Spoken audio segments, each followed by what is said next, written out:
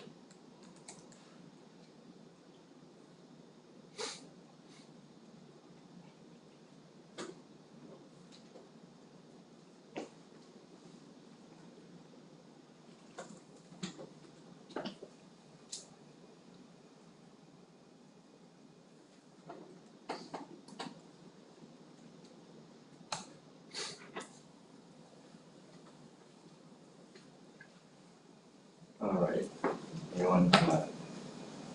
We need more time. Okay, so we wanna see what the gap sentence of this abstract is.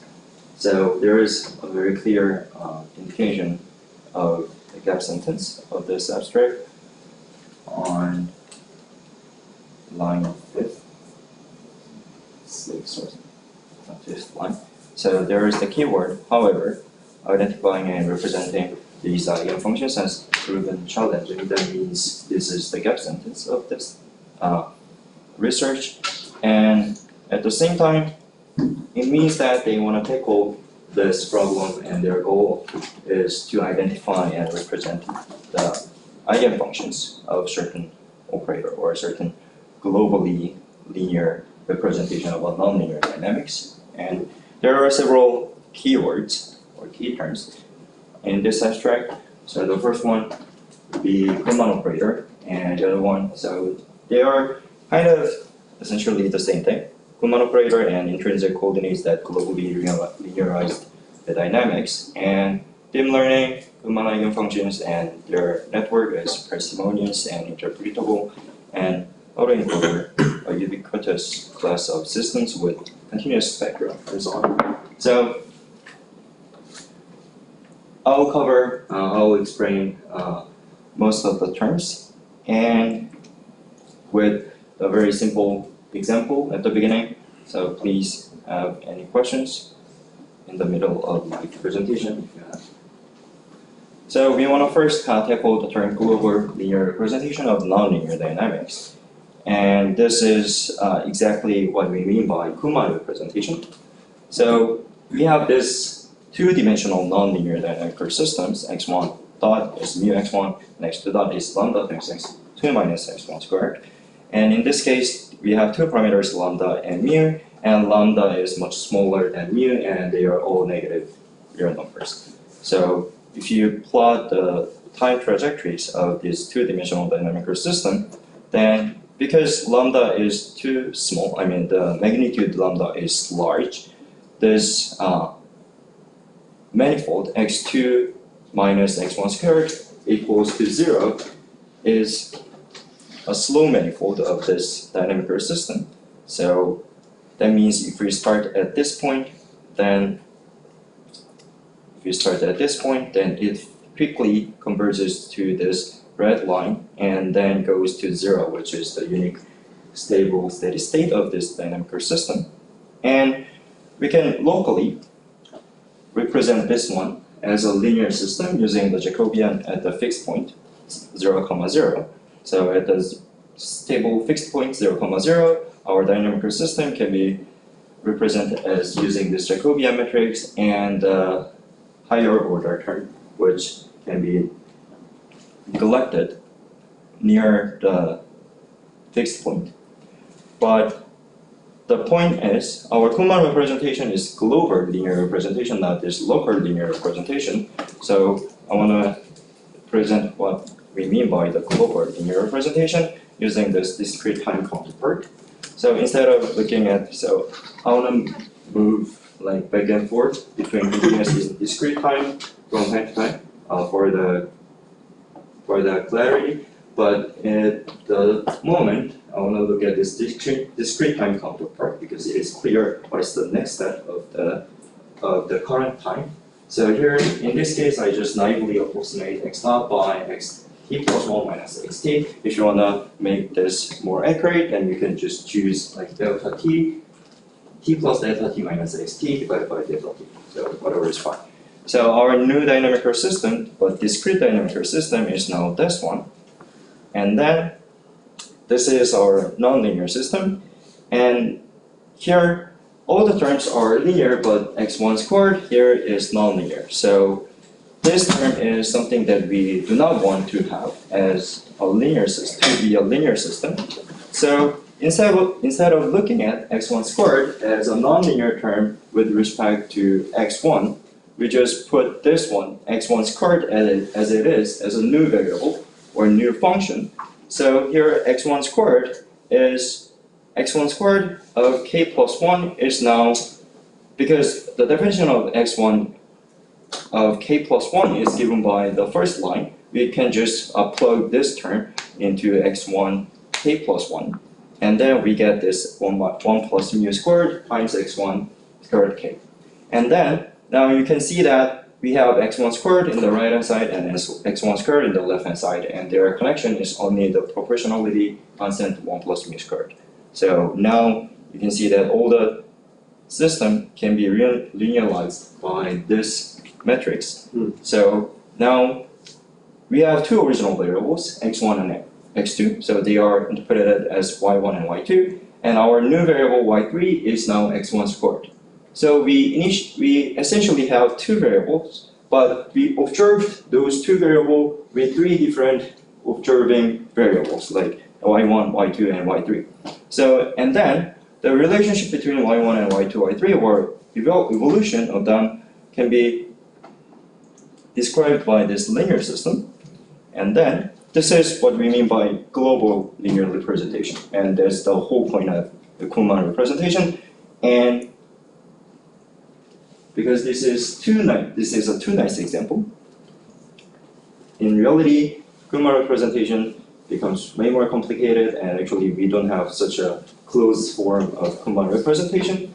So we sometimes deal with like asymptotic errors or theoretic error bounds or something.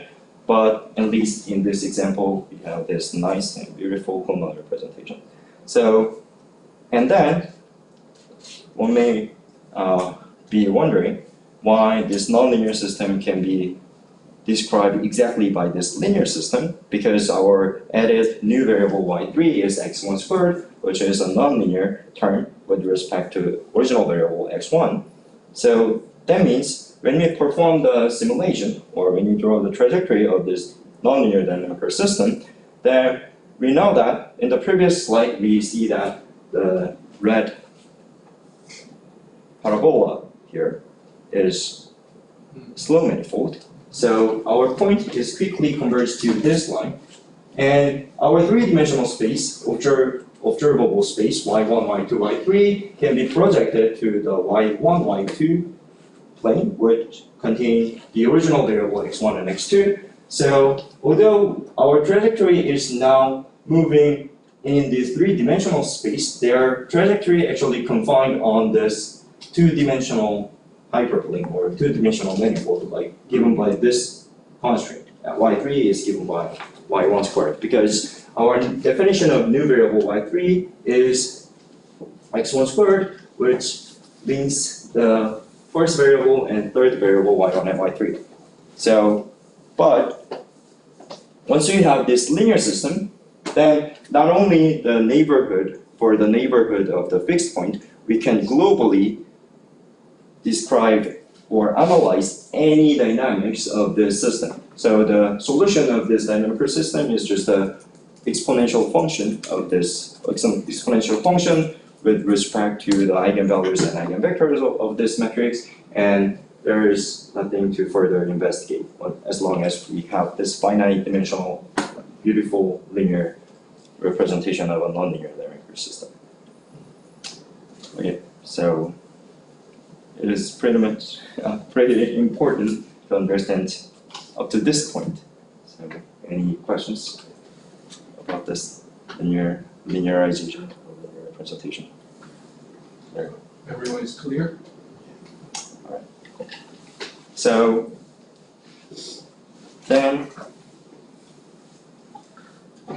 actually, I exposed the answer of these questions. So global linear representations are actually called Kuhlmann representations, and we're gonna see what is the relationship between something we call Kuhlmann operator and its eigenvalues with this Kuhlmann or globally linear representations. So, although it's a bit complicated, but it is worth looking at the actual definition of the Kuhlmann operator, because that is kind of hot, like, or what do I say, hype keywords. When I went to the Scion Dynamical System conference in Denver like a month ago, and many of the talks contains the keywords like Kuhlmann operator, Kuhlmann representation, and Kuhlmann this thing and that thing. Even one or two of the plenary talks are mainly about the Kuhlmann operators.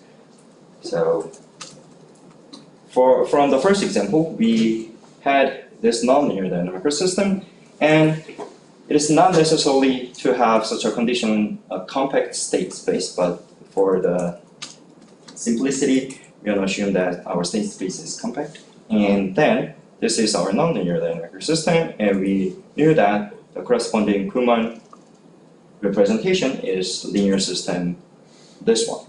And Kuhlmann operator is a linear operator acting on a function space instead of the space space.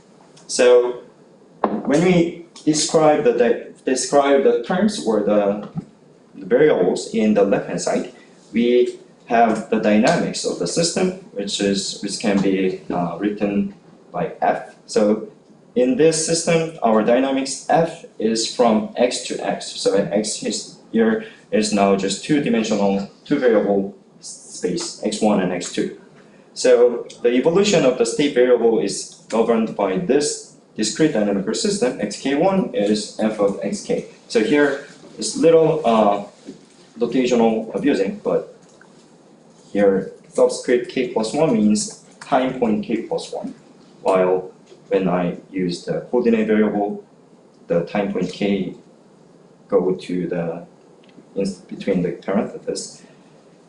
And then our example can be written by this f functions. F of x sub k is given by the right hand side, 1 plus mu x1 and 1 plus lambda x2 minus lambda x1. So there's nothing new in this case. But our Kuhlmann operator, k sub f, is certain linear operator associated with the dynamical system f. So Kuhlmann operator is not the universal single thing. So Kuhlmann operator is the operator associated with a dynamical system f. So our Kuhlmann operator is, so L2 function space is one of the examples that we can deal with under this context, but let me use just L2 function space. So Kuhlmann operator, case of f is operator between the function space, and evolution of the observables or functionals is defined or described by this composition. So here psi is an observable or function of x variables. So for example, we had 3 y variables, right? y1, y2, and y3. And they are all the functions of x1 and x2. So when we say y1 is x1, y1 looks like just a state variable, but we want to regard this y variable as functions of x1 and x2. So x1 is the first coordinate projection function, and x2 is the second coordinate projection function, and x1 squared is the composition between like the first coordinate projection and the squared. So y1, y2, y3, they are all functions of x1 and x2. So when we have this definition of the Kuhlmann operator, then when we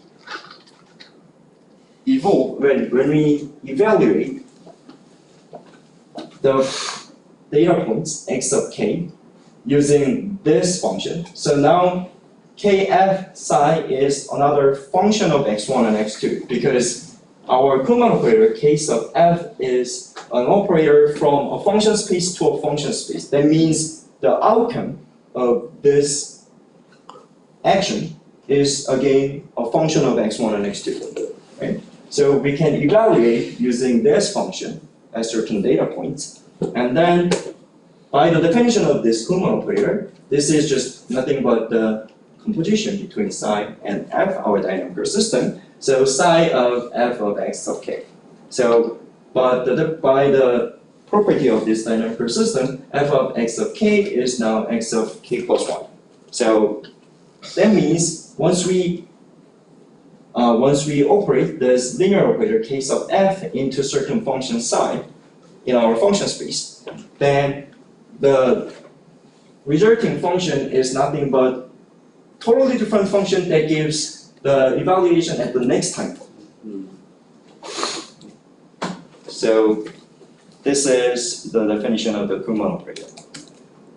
And then when we have very beautiful low-dimensional representation of this Kuhlmann operator, then that is the case just like in the previous slide. So we have like only 3 variables and all the things are globally linearizable.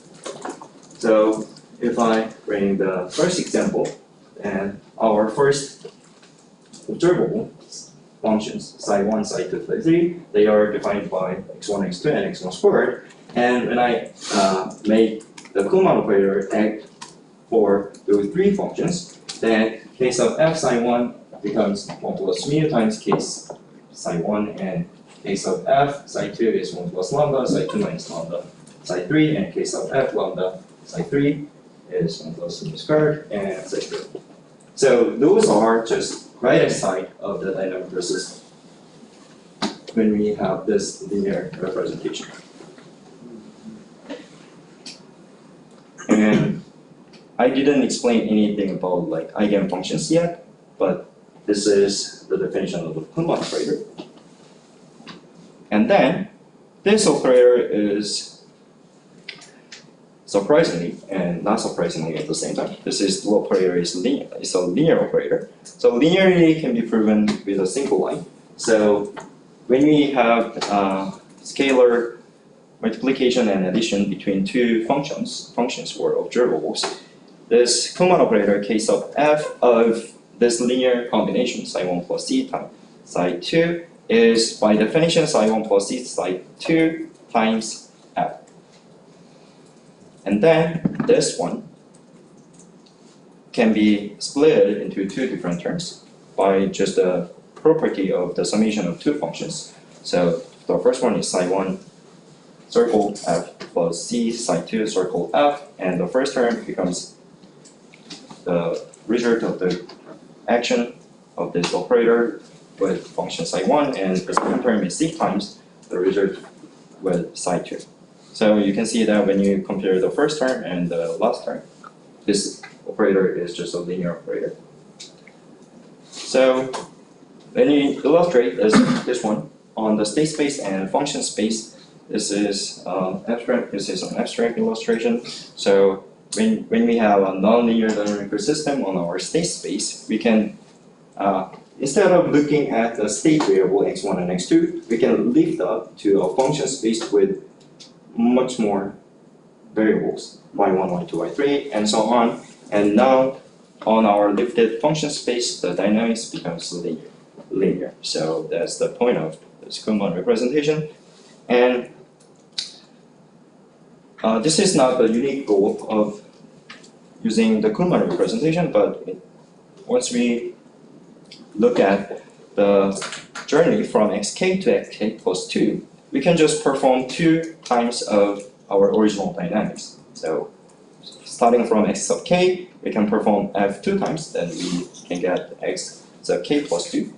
Instead, we can go to our function space using this observable psi, and then phi in this case, and then perform Kuhlmann operator 2 times, and then coming back to our state variable using the inverse function this time.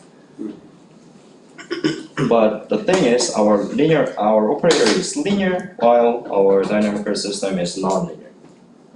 So we just want to exploit the linearity, the goodness of linearity from this Kuhlmann representation.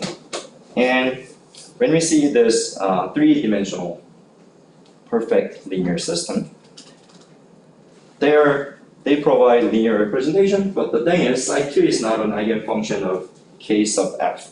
So once we analyze, or once we identify all eigenfunctions of a linear operator, that means we can fully decompose this linear operator, this complex linear operator, to the summation or linear combination of eigenfunctions, and then that gives like nice analysis. So we wanna find eigenfunctions instead of this naive choice of psi1, psi2, psi3. We wanna see the compact or faithful, but very simple representation for the linear operator.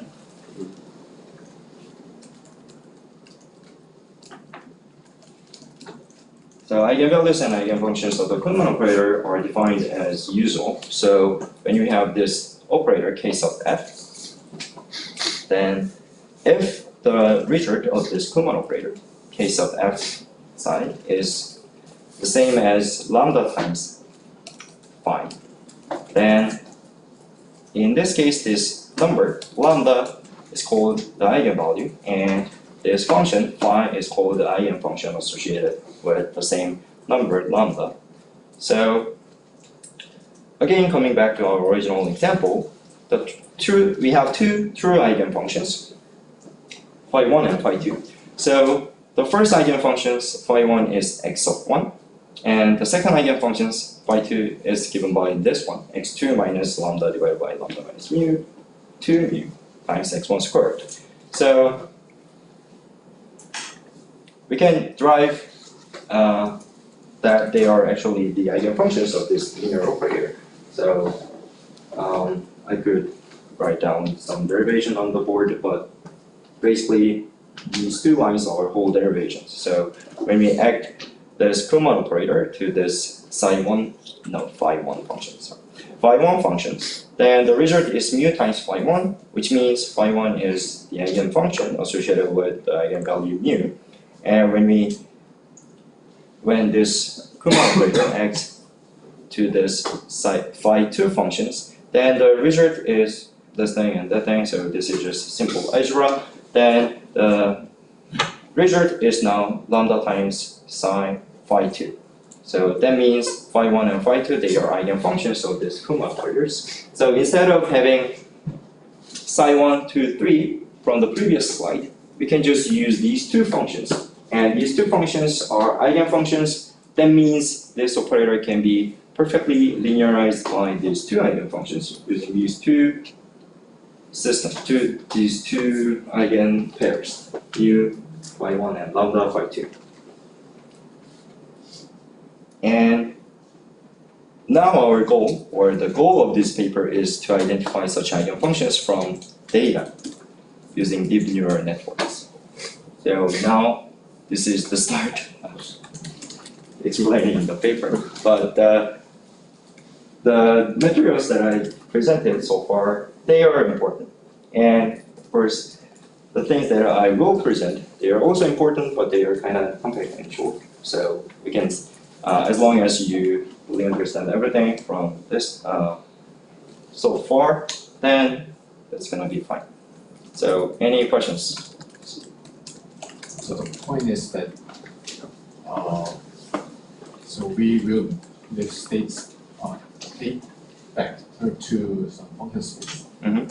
And we want to find a good this transition function where the common operator can be represented something like the nice linear form. And for that we need some eigenfunctions. Yes. So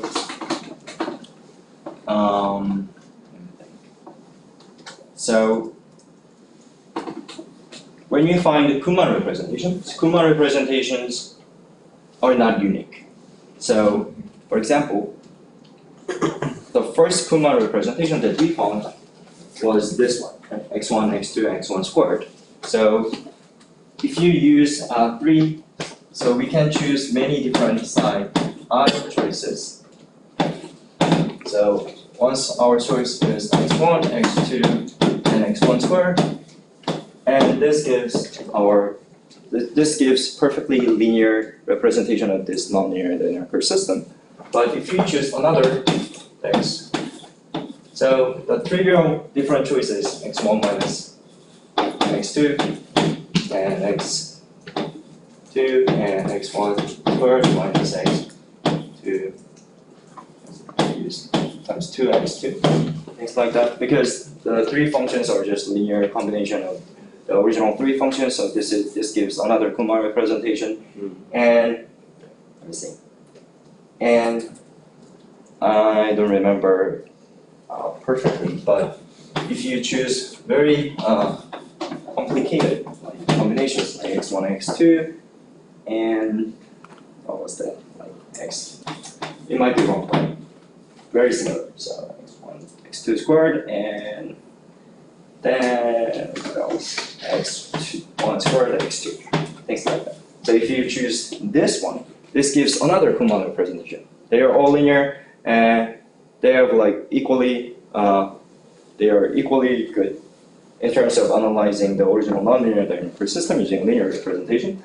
But so there is no priority between these three or more Kuman representations, but none of them gives a perfect eigenfunctions of the Kuman operator. So, but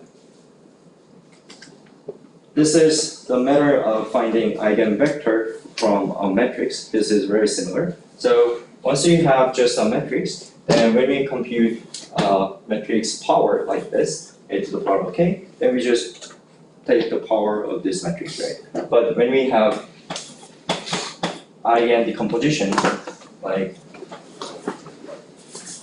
the typical something like this, then a to the power of k is now given by p times d to the power of k as p inverse.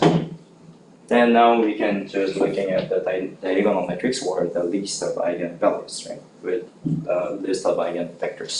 So, but in terms of dynamical system, once our dynamical system is linear, then the solution of dynamical system becomes just this one with some modifications, right? So, analyzing the eigenfunctions gives the kind of best way to efficiently analyze the original nonlinear dynamical system. That's why we want to find eigenfunctions. And also, once you want to look at these other choices, then we have to think about what is our candidate functions or what is our pool of basis function that we want to choose some of them to make linear system. But if our goal is to find just eigenfunctions, then eigenfunctions are just there. They are fixed eigenfunctions of a given linear operator. So our goal is now just approaching to the goal over there. Could you explain why obtaining the eigenfunctions is difficult from the data? Right, let me see. So the thing is, once we have a fixed matrix,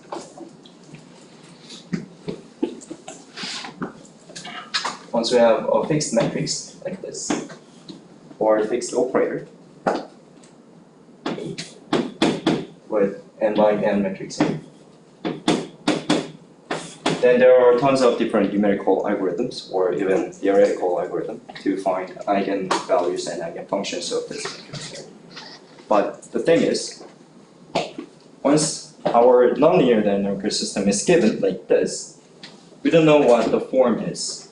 So we have to identify eigenvalues and eigenfunctions and then associated operator at the same time. So the linear operator is not given initially, but we have to find such a linear operator representation by finding eigenfunctions and eigenvectors or such things. But we don't want to tackle this directions. So we have to find eigenvectors and eigenfunctions, eigenvalues, eigenfunctions, and the associated linear operator at the same time. So linear operator itself was not given initially. So that's the point of this one. And I'm not sure if there's a nice numerical algorithm even when the initial linear operator is given. But at least that situation is much better than having no linear operator at the beginning.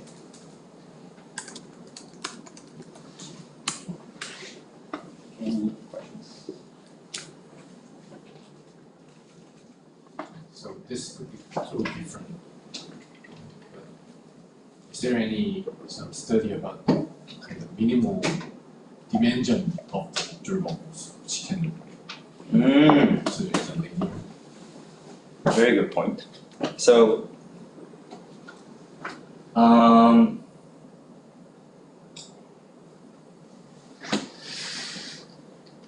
don't think they are looking at like minimum number of it, but when you see some references about operator theory, so it's somewhat similar to the sense when we look at the PCA or principal component of certain metrics. So when we do a PCA, then we have like non-zero or significantly non-zero sigmas, what is that? Singular values. Right? And then once we have like 5 non-zero singular value or large singular values and close to 0, 5 singular values, then we see this data distribution have essentially 5 dimensions, right? So in a similar way, if you have like distinct eigenvalues or eigenfunctions with small numbers, then the whole point of spectral analysis is identifying eigenfunctions and generalized eigenfunctions or pseudo-eigenfunctions. So once you identify such eigenspectrums, then you can get what is the minimum number or what is the minimal elements that we can use to represent the original linear operator. So once we have like full combination of eigenvectors and eigenvalues, then we know that the matrix can be decomposed like this, right? But when we have a linear operator, infinite dimensional linear operator, then this is not true. So this is actually what I learned when I prepared this journal club. So when you say a spectrum, the spectrum of a linear operator is not only the eigenvalues. So it is the union of eigenvalues and continuous spectrum and the residual spectrum. So there are 3 different spectrums: point spectrum, continuous spectrum, and then residual spectrum. So point spectrum, these are eigenvalues. And the rest of them, they are not eigenvalues, but similar to eigenvalues. So if you want to deal with like infinite dimensional linear operator, then the story becomes more complicated, but still the vibe is very similar.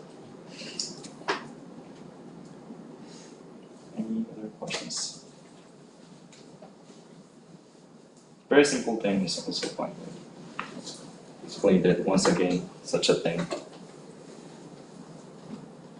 Okay, so now we jumped to the main material of this paper.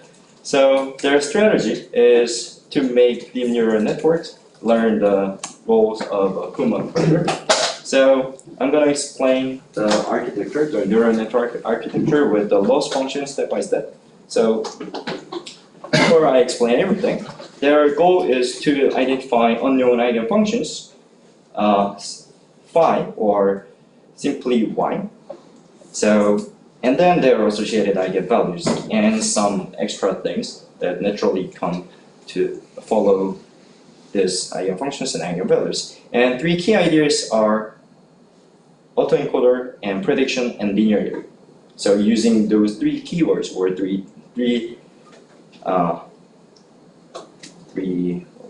components, they form this total loss function. So I'm going to explain this one by one. So their network architecture consists of three different parts. So A, B, and C. So B and C, they are like shaded right now. So I'm going to explain A first. A is the part for autoencoder. So autoencoder, the loss function L sub recon, which means reconstruction, is given by this one, x1 minus phi inverse of phi x1. So when you look at as a mathematical point of view, this is just x1, so the error must be 0, but that is not true, because here they have an autoencoder structure. So they have the input layer as the data and output layer as the data. So input layer and output layer, they are supposed to be the same, but they are not exactly the same, because the goal of learning this autoencoder is make them the same or almost the same.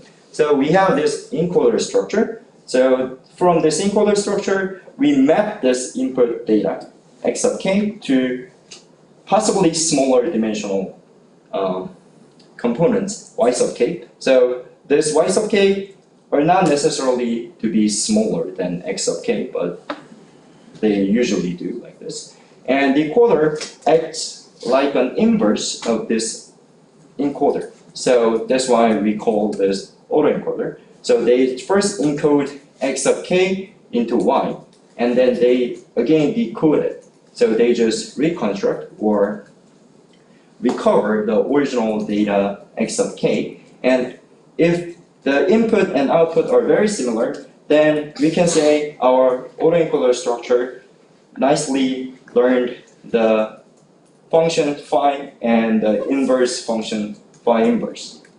Right? So, but using only the autoencoder, this is somewhat pointless, because once you make everything identity, then xk will be yk and yk will be output xk, and the error will be 0, right? So having only this network is not helpful at the moment. So, but anyway, the first reconstruction error quantifies how similar x1 input and output xk are. And that's why here phi inverse and phi, they are not mathematically inverse, they are just the symbols for encoder and decoder structures. And then the second term is the prediction. So prediction, so here prediction and linearity, those two network structure give some strong feeling about the Kuhlmann operator or the role of the Kuhlmann operator. So the prediction error is the summation of this term. So this term, you can just looking at this term. So once our m, the number m is 1, then the term is now x2 minus psi inverse k psi x k phi x1 is, that's the error term, right? And then once you look at this one, let me explain with the case where m is 1. So I write down the error terms like this, then the symbol that we have in the is this one, k, this one, minus e. This is the error term when m is 1, and by the role of this Kuhlmann operator, this result must be phi x2. So if you can answer this short question very quickly, like Hyungjin, then you kind of perfectly understood what the Kuhlmann operator is. Okay. So k psi.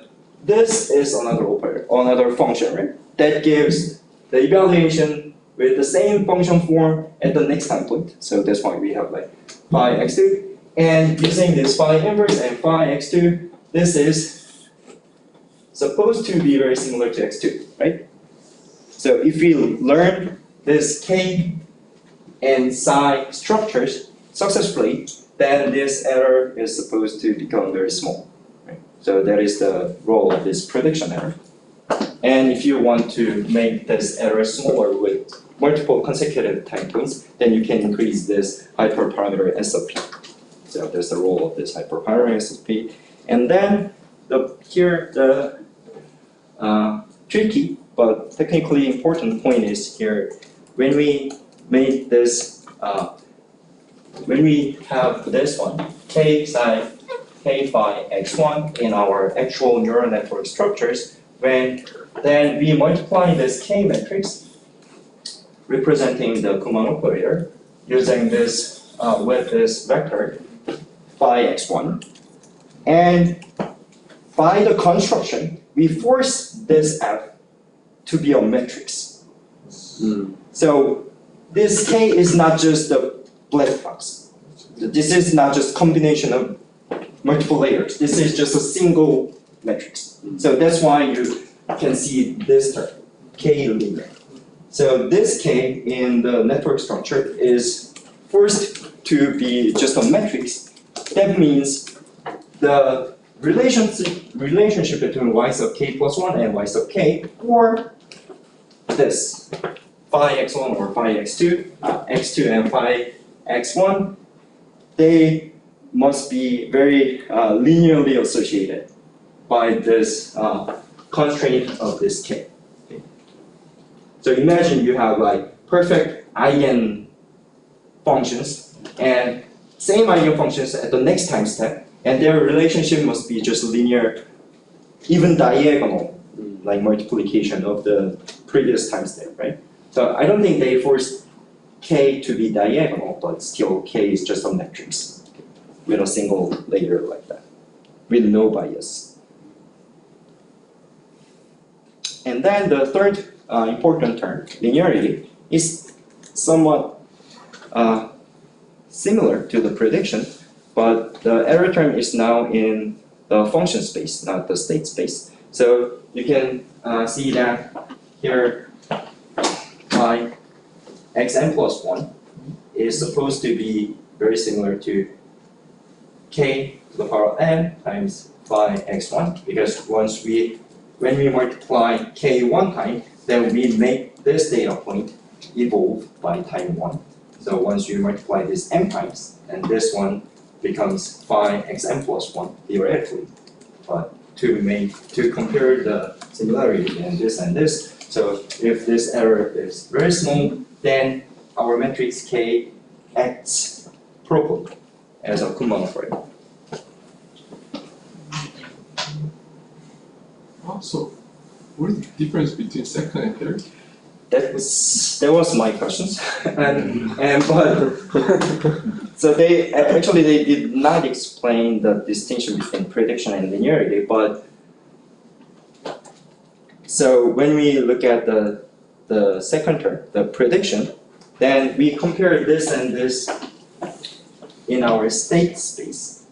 We have a state space and function space. So this one is comparison of this xn plus 1 future time point using the Kuman operator in the function space and then coming back to our state space. But they just it seems like just multiply phi to this one. So actually we can build some relationship between this norm and this norm. So briefly speaking, this norm must be bounded by the product of this norm and the operator norm of phi, by the property of the operator. So they are not perfectly independent, I think.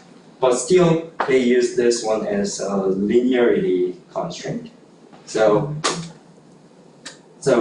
I don't think there is a case where we have this big and this small, or this big and this small. So as long as this is big and this must be big, and this is small and this must be small. So they are I'm pretty sure they are pretty much very correlated, but still they have these three different loss functions. And another point is here we have hyperparameter alpha 1 and alpha 2 and alpha 3. So because we have 5 different terms, 1, 2, 3, 4, 5. So once we have 4 hyperparameters, and that gives the full degree of freedoms, right?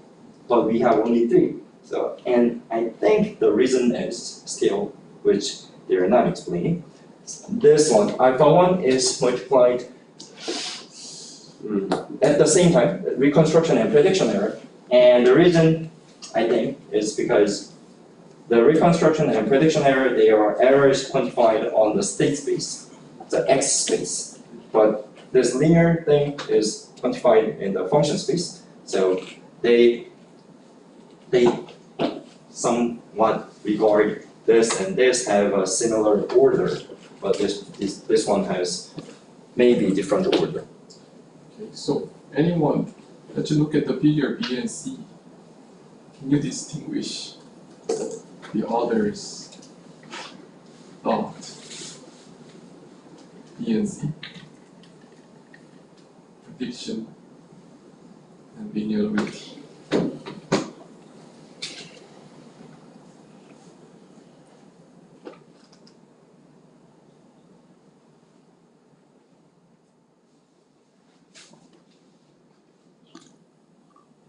If we know the pi and k both, the B and C should be the same, isn't it? But let's say we don't know k and pi. We have to know what they are. Then can you imagine what B and C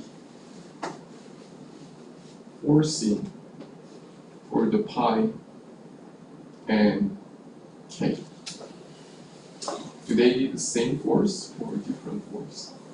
If you look at B and C.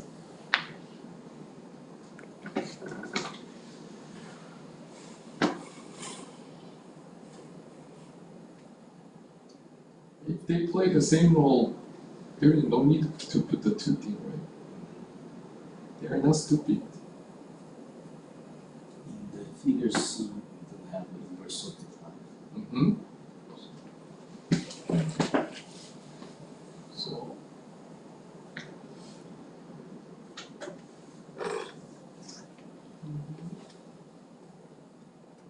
we put the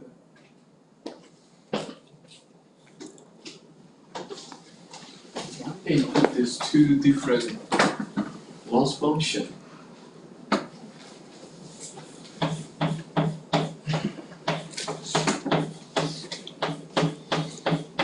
Like they call third is linearity, second is prediction.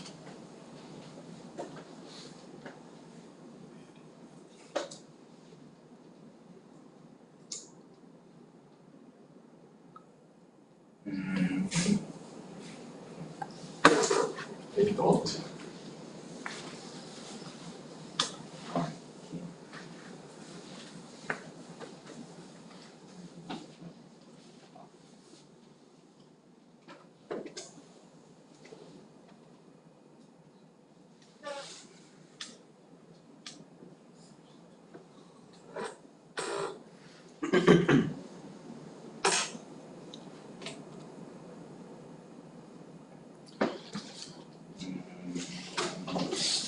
In the C, we only train the encoder. Encoder. But in the B, we train both encoder and decoder. Okay, that's one difference is yeah.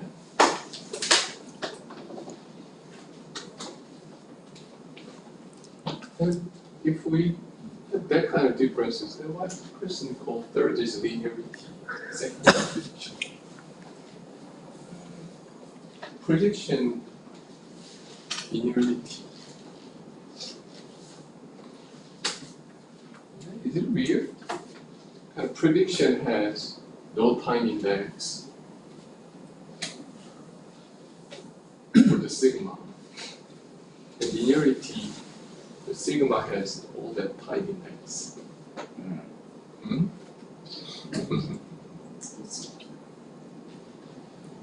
What do you think?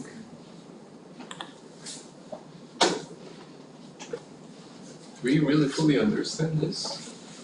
Everyone? I think there is a very subtle thing we may fail to catch up here.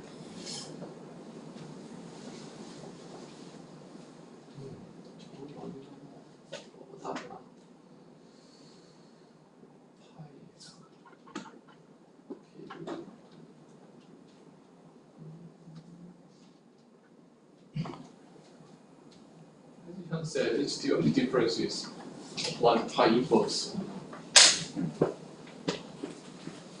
And then furthermore, the other difference is summation. Bottom is summation for the t time index. Top is summation of both the variable. Why they did that?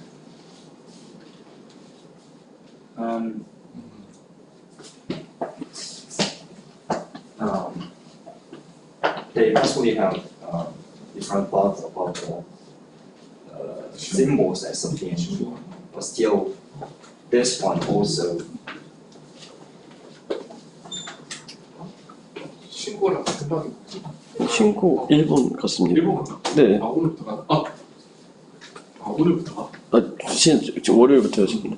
Still, this prediction error also the data x n plus 1 still varies over time for the prediction error as well. I agree that he must mean some time thing. Still, those two errors have the same x subscript thing n plus 1.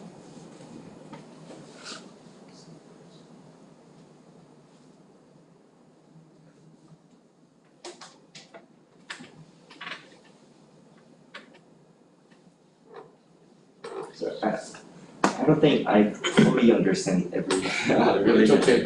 We should. Still, the individual meaning of prediction and linearity is that for when you look at the linearity error, like L lin over there. So if we have if phi functions are actually eigenfunctions of this operator, then the evolution of phi functions must be described by just multiplying k, because that is the property of eigenfunctions. And so if our phi functions are learned correctly, then this error must be reduced. And the reason why they call it linearity is that now this time point and the evaluation at this time point, they are linked or associated with this linear relationship k to the power of m. So that's why they call it linearity error. And the prediction error, the term prediction itself comes very natural because this one is the time point, the data points at time m plus 1. And this one is the prediction of this data point from the first time by performing the Kuhlmann operator in the function space and then coming back to the state space. That is the usual. I think the third one is needed for linearity. So usually we can train the encoder, right, using the third term. But the second term is needed for the training decoder. Okay. So Or, yeah. I don't know. What is this SP? That index, I'm a little bit confused. SOP is just a hyperparameter for, so you can just think that this is just 20 and 30, they are just numbers, like hyperparameters that we have to assign or make this learn. 좀 이상한데 이거는? So I thought that this is time, x2, x3, x4, x1, right? And they also do that x2, x3, x4, 5. Yeah, they are exactly the same data. So our input data x1, x2, x3, they are from computer simulation. So x1 contains initial data points, and x2 contains one-step evolution of those initial data points, and x3 is further one step. Yeah, but if we have data up to like a 10, this should be both are 10, isn't it? 10, or when I look at their code, sometimes when they have the data from time 1 to 50, then this one was 50 and this one was 30. And Why they do not use all the data? Is it weird? probably they Is it correct in this FM? A little bit super weird. If we have a data points, do not use all of them to make the restriction nonsense. This two should be at least same or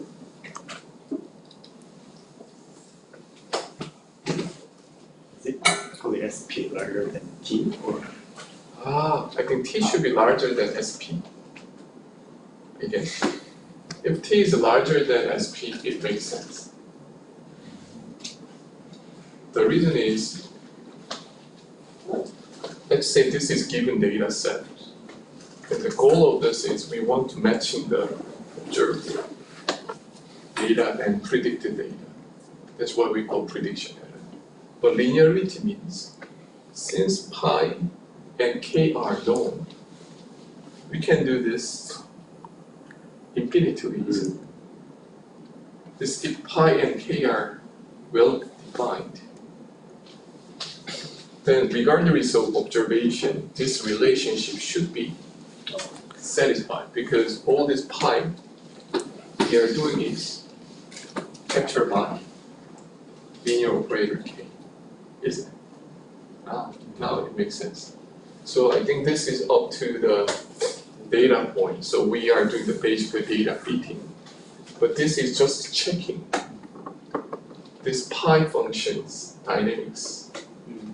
And this linear, basically this pi thing is well captured by the linear function k. That's why they don't use an equation for that time. Yes. Because this is basically, what do you think? I had one of the words. So, yeah. 그러네. Good. So maybe prediction part is required to train some numbers. So maybe let's assume that this is needed. Then why do we need this? So I think in that way. So it could not be true, but let's just assume that there's a possibility that phi can be some linear function. That means if we define another operator as C phi, actually, if we calculate this, there's no term that C appears. Every C is disappear. But if we calculate here, C appears. So that means we need to determine, can distinguish certain psi from their linear combination. So that means there's no some identifiability issue. So I think another way to think about this is, let's say we have only two observation points, two time points, just two. Kind of x1 and x2, just 2 points. And if this matching, that means we are perfectly fitting this network to this observed data, that's fine. And then this will be also satisfied. And do you really believe that this k, which make a 1 jumping from the x1, x2, do you think this k will be really, we found the correct k, satisfying this linear property of the Huffman operator of this pi? No, right? But as long as we have pi, now we can plug in the, but if we restrict this to the keep going on until like 10 or 20, then maybe you can believe that that linear operator seems correct. I think that's why they call this is linear operator. Is it clear? I see. Oh, this is a, but I think it's a very good idea. So I feel this like a pin this is data loss, isn't it? This is physical loss. The pin physical loss come from the given governing equation, right? But what is the governing law of the Kupferman operator? Linearity. So that's why now this algorithm is nothing but the pin, but just change physics loss with this one, isn't it? So think about it. Now, actually, for the when we learning the pin, data loss should be restricted to the just observed data set. But residual, it shouldn't be. Now, everyone make sense? Cool? Okay. Yeah, go ahead. Go. And we have two additional terms, and they are kind of technically added terms. So the first one, L infinity, is just the technical error to penalize the data points with the largest error. So when you look at the norm here, our norm is now an infinite norm, which means we only penalize the largest one, and not looking at any of the second to the final last error terms. And then this W sub 2 squared is, so W matrix is the collection of all the weights in this neural network. So we usually use letter W and B for weights and bias, and so W squared means we penalize or we regularize the weights matrix to avoid overfitting this network. So I believe because of this regularizations, that's why they have the terms like parsimonious and interpretable on their abstract. So because of this regularization terms, the neural network should be sparse. The learning results should be sparse. So I have one more question. Yep. So we use more variables to transform the equation in your example. Yes. But in here, there's Why is it reduced? Yeah. It doesn't need to be why it is reduced like this. Although they draw that way, Yeah, it is not necessary to have smaller y. So although the picture seems like that, and the example that I will present also have same number of x and y. So I don't know if every time we have to like, but once our system is highly nonlinear with three variables, let's say x1, x2, x3, then we can easily say there is no like three-dimensional essential dynamical like intrinsic representation or three IM functions that fully capture the nonlinear dynamics, because our nonlinear dynamics is highly nonlinear. Then we have more and more eigenvalues. Then we need to like increase the number of y's in this neural network. Alright, so coming back to our original example, so I'm going to show you the result from this deep neural network. So we knew that the eigenfunctions of this dynamical system was y1 and y2, or x1 and x2 minus something times x1 squared. And then using these two eigenfunctions, we can like very nicely diagonally linearize this dynamical system. So y1 dot is just minus negative 0.05 y1, and y2 dot is negative 1.0 y2. So because of the choice of these two parameters, mu and lambda, the first one is slow decay term, and the second one is the fast decay term. So once you look at the trajectories of this one, then you can see that, so this one is the original trajectories, x1 and x2 state space. And this one, the right one, is now the trajectories on the transformed coordinate y1 and y2. So you can see that once we start at the point far from the horizontal line, then it quickly converges to the horizontal line like this. So it drops, or it converges to the horizontal line like this, because that is the fast decay term, y2 direction. And then once we reach close to the horizontal axis, then now we follow this slow decay term, y1, to this direction like this. So that's why we have such a nice representation, y1 and y2. And once they plot the eigenfunctions of this system, then eigenfunctions looks like this and this. And when they have same color, that means that is the level set of those eigenfunctions. So that means the first eigenfunction they found, phi1, have negative 0.4 on this line, and positive 0.4 on this line, and 0 on this line. And the values are increasing from the right to the left like this. That means, but when we look at this one, then this is just x1 and x2 planes, this one. So this line is x1 is one line, and this line is x1 is negative one line. So we know that, we thought that our eigenfunction was phi1 is x1, but this is actually proportional to x1, right? So their deep neural network somehow found the flipped one. So probably in this case, phi1 is the function negative 0.4 times x1. So that is just a scalar multiplication of eigenfunction, which is like essentially the same as just x1. And phi2 is now have this parabolic shape of this level set. That means the larger one is like x2 minus 10 divided by 9, x1 squared is 1, and there's negative 1.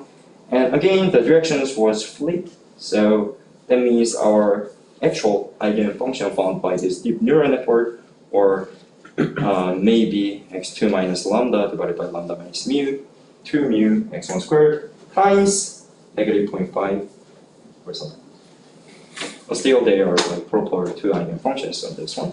And the corresponding eigenvalues are this one. So although it looks like they are changing, they're not changing actually.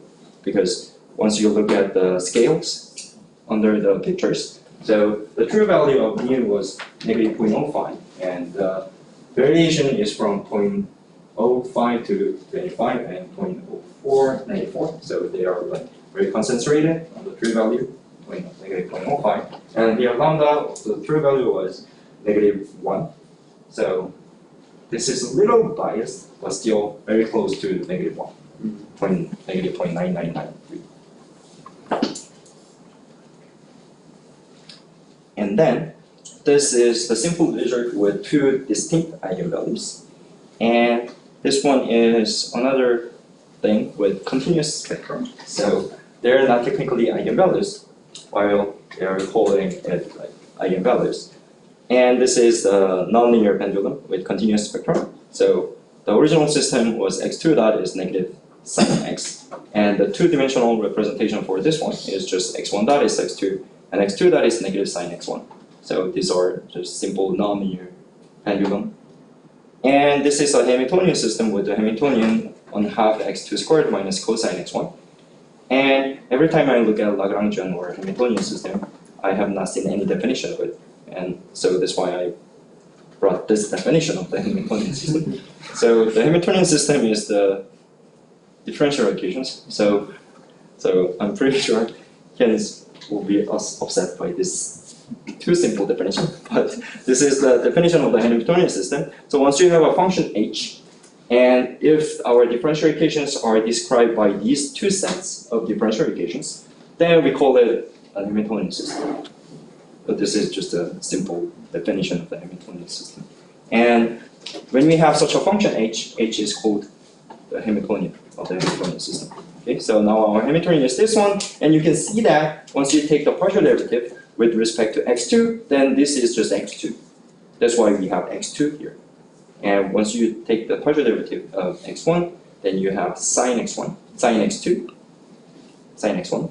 And because we have negative sign here, that's why you have negative sign 1 over there. So then the reason why I call it Hamiltonian, or I emphasize this is Hamiltonian, that is this Hamiltonian value 1/2 x2 squared minus cosine x1 is conserved with time. So if there is no explicit time dependence for the Hamiltonian system, then the Hamiltonian is always conserved, and you can easily prove it by using the chain rule. So that's why we have this nice orbits. So for each orbit, the Hamiltonian is conserved. And once you imagine the level set of this complicated function, this is nothing but just x2 is square root of 2 times cosine x1 plus certain constant c. So this is just the envelope, like surrounded by 2 sinusoidal like this. So that's why we have nice orbits.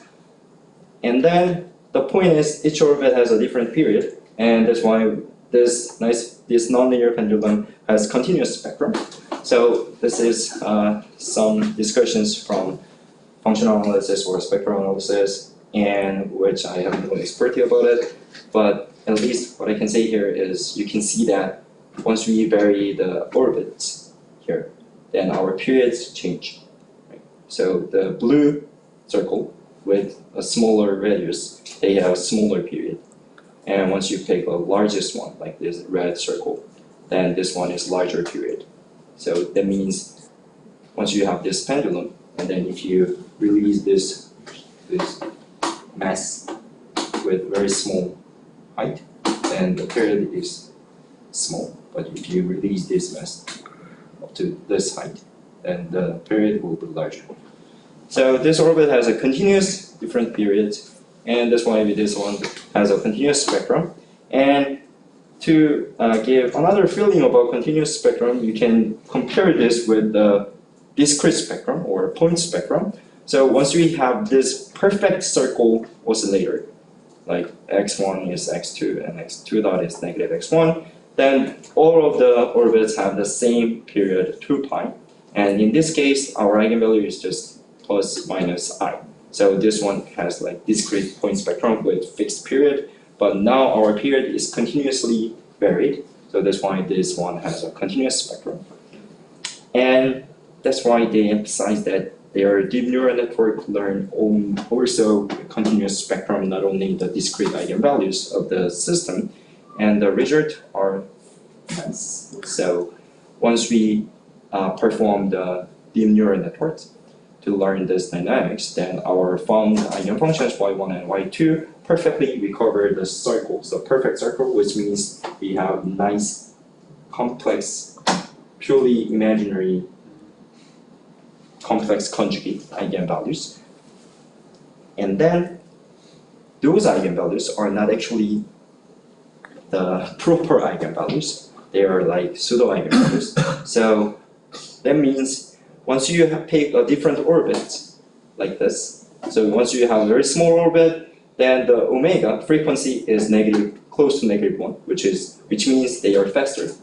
And once you pick a larger orbit like this, then our omega is -0.4, which means this is slower than the smaller one. So that's why I emphasize this, but these are not true eigenvalues.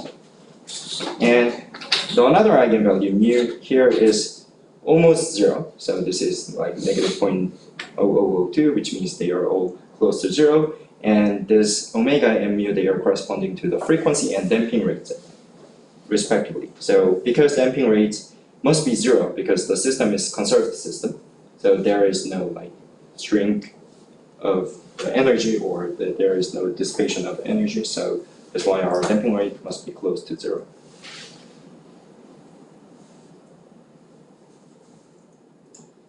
Yeah. So if I summarize the paper, then this is just the 3 sentences. Common operator provides globally linear representation of nonlinear dynamics, and its eigenvalues are known to be hard to find, and their deep neural network approach with the data successfully identifies such eigenfunctions, even for systems with continuous spectrum. So that's the point of the paper. And I spent like 75 minutes, and Okay, go ahead. like I have 20 more minutes more.